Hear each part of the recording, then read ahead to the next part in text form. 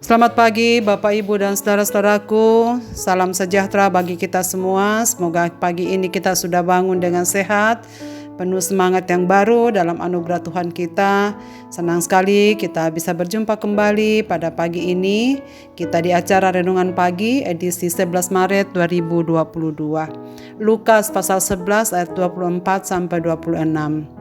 Apabila roh jahat keluar dari manusia, ia pun mengembara ke tempat-tempat yang tandus mencari perhentian, dan karena ia tidak mendapatnya, ia berkata, "Aku akan kembali ke rumah yang telah kutinggalkan itu." Maka pergilah ia dan mendapati rumah itu bersih, tersapu, dan rapi teratur. Lalu ia keluar dan mengajak 7 roh lain yang lebih jahat daripadanya, dan mereka masuk dan berdiam di situ. Maka akhirnya keadaan orang itu lebih buruk daripada keadaan semula. Jiwa tanpa Tuhan. Saudara-saudara, kita sering mendengar tentang rumah yang bersih atau rumah yang kotor. Tentu yang kita inginkan adalah rumah yang bersih dan tak ingin rumah yang kotor, bukan? Namun maksud Yesus dalam perumpamaan ini bukanlah rumah yang bersih tanpa sampah atau debu, tetapi keadaan rumah yang tak berpenghuni, yang kosong dan tak terisi. Yesus menggunakan perumpamaan rumah yang bersih, tersapu, dan kosong tak berpenghuni untuk menjelaskan keadaan jiwa manusia yang kosong. Teks yang kita baca adalah lanjutan perikop sebelumnya, di mana Yesus menyembuhkan seorang yang kerasukan setan yang membuatnya bisu.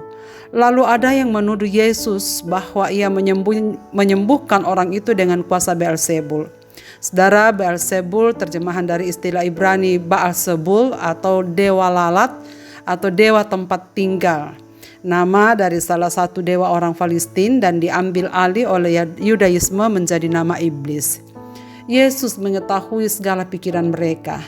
Lalu Yesus menjelaskan dengan mengatakan bahwa tidak mungkin iblis akan saling mengusir, tidak mungkin terbagi-bagi. Lalu ia melanjutkan pengajarannya bahwa iblis yang sudah keluar dari manusia akan mengembara ke tempat tandus untuk mencari perhentian.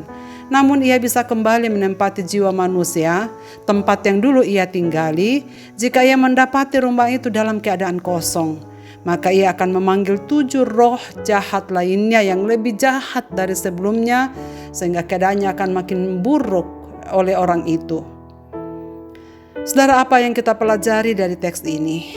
Kuasa setan akan bertahta dalam jiwa orang yang tak berpenghuni. Iblis hanya bisa diusir dengan kuasa yang lebih besar dari iblis, yaitu kuasa Tuhan itu sendiri. Iblis dapat diusir dari hati yang belum percaya. Tapi jika orangnya belum percaya kepada Kristus, iblis bisa kembali untuk menyerangnya, bahkan bisa lebih besar dan lebih jahat lagi, sehingga keadaan jiwa yang ditempati itu makin menderita. Saudara-saudaraku, pengajaran ini penting bagi kita, sebab orang yang terlihat baik secara lahiriah tidak menjamin bahwa orang itu sudah menerima Yesus atau orang itu tidak sedang dikuasai oleh roh jahat. Saudara, lihatlah Yudas yang mencium gurunya seolah tanda kasih. Ia ikut dalam kelompok para murid dan berjalan bersama Yesus melayani. Bahkan ia tak pernah melakukan kejahatan sebelumnya secara terang-terangan. Bahkan ia ikut juga melayani, memberitakan Injil. Tapi mengapa ia begitu mengkhianati gurunya? Dan ia terjebak dengan tipu daya iblis karena jiwanya masih kosong. Hati manusia yang kosong adalah tempat berpijaknya iblis yang paling nyaman. Karena itu hati manusia tidak boleh dibiarkan kosong, tetapi harus ada pemiliknya. Kalau tidak didiami oleh Tuhan, pastilah didiami oleh iblis. Saudara-saudaraku, pembaharuan moral tidak akan terjadi hanya dengan cara mengusir roh jahat dalam diri seseorang. Tetapi itu akan benar-benar terjadi jika setelah roh jahat itu keluar, ia sungguh-sungguh bertobat dan menerima Yesus Kristus sebagai Tuhan dan Juru Selamat. Sehingga Roh Kudus masuk dalam diri orang itu dan berdiam di situ dan memimpin kehidupan orang itu. Sehingga segala sesuatu yang dilakukannya adalah keinginan dari Roh Kudus yang ingin mengabdi bagi Tuhan saja. Saudara-saudaraku, kalau hanya sekedar melakukan pengusiran roh jahat pada diri seseorang tanpa orang itu dibimbing untuk menerima Kristus, maka keadaan orang itu bisa menjadi lebih buruk dari sebelumnya karena Roh Kudus tidak akan berkuasa di dalam dirinya dan roh jahatlah yang akan menguasainya. Saudara-saudaraku, ini menjadi penting bagi kita. Janganlah kita hanya mempercantik dan memperindah kelakuan lahiriah kita tanpa mempedulikan kondisi rohani kita. Seharusnya kita lebih mengutamakan bagaimana kondisi rohani kita dengan hubungannya dalam Tuhan, sehingga kita dapat menjadi kuat di dalam Dia. Sebagaimana yang dilakukan Maria, saudara sekalian, memilih yang terutama, yakni mengisi hatinya dengan kuasa firman Tuhan, sehingga hidupnya mengeluarkan buah-buah sesuai pertobatan. Saudara-saudaraku, bagaimana kondisi jiwa kita sekarang? Siapakah yang bertahta di dalamnya? Adakah isi dan penunggunya? Biarlah Roh Kudus yang menguasai jiwa kita, sehingga kuasa si jahat pun akan takut menghampiri kita. Dan kita tidak perlu takut dengan kuasa kegelapan, sebab kuasa Kristus lebih besar dari kuasa apapun juga yang bertahta di dalam kehidupan kita.